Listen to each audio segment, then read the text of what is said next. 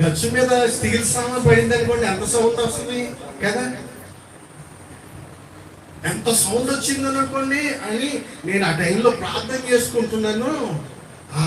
ఆ సౌండ్ వచ్చింది, పడిపోయింది ఏమో అనుకున్నాను నేను.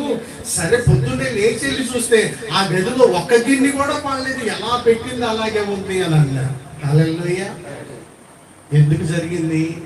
అప్పుడు చెప్పాను నేను, అయ్యా మీ విశ్వాసాన్ని పాడు చేయడానికి, మీ ప్రార్థనలు పాడు చేయడానికి, మీ విశ్వాసాన్ని బలహీనపరచడానికి అపవాది పన్నేటువంటి కుట్ర.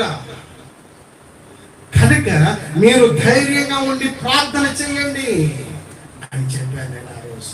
హల్లెలూయా. నిజమే. మనము ప్రార్థన చేస్తున్నప్పుడు దేవుని యొక్క వాక్యాన్ని ధ్యానం చేస్తున్నప్పుడు బడకంటే ముందే వాడు వచ్చి కూర్చుంటాడు అక్కడ.